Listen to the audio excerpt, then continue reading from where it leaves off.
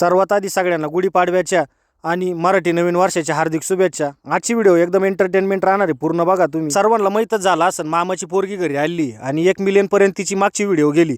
तर चला आज नवीन काहीतरी कारभार केलाय ती। सकाळचे 8 वाजत आले होते, पण आमच्या महाराणीने अजून काय आंघोळ केलेली नव्हती। मी गपचूप व्हिडिओ काढत होतो, पण मला माहीतच नाही की ती माझ्याकडे पाहू राहील। तिला माहीत झालं हा गपचूप व्हिडिओ काढू राहिला म्हणून। आता हे शहरातले इंग्लिश मीडियमचे, आता यांना इथलं काय आपलं वातावरण काय सूट व्हायना असं काय कळा नाही मला। सकाळी 8 वाजता उठायचं, मग निवांत उठली का रांगोळी काढणार, ते बी पा गुढी पाडवाचं गुढी पाडवा केलं म्हणजे इंग्लिश मीडियमची बहादूर कशी राहते तुम्हाला लक्षात आलं असं। रांगोळी ती एकदम टॉपची काढली, नाद नाही करायचा, कला भरपूर आहे अंगात, पण इंग्लिश मीडियम मुळे झाला ना गोनाटा। बरं आंघोळ झाल्यावर परत पाहायला आली माय रांगोळी, त्यांना काही व्यस्त असते केली की नाही। बरं बहिणीने अजून एक मला सांगितलं, म्हणे बाबा हिनं आंघोळ केली पण ब्रशच नाही केला। या गोष्टीवरून माझ्याकडे धावून आली डायरेक्ट हाणायला, आता बेतच पाहते म्हणे। बरं ते झालं, मी तिची चूक तिला सांगितली, म्हणलं रांगोळी मस्त काढली पण तो गुढी पाडवाचं गुढी पाडवा करून टाकलं म्हणलं। बाई इंग्लिश मीडियमचा फरक इकडे कुठं, बरं लपवायला लागली। म्हणलं आता काय उपयोग नाही, सगळ्यांना कळलं ते।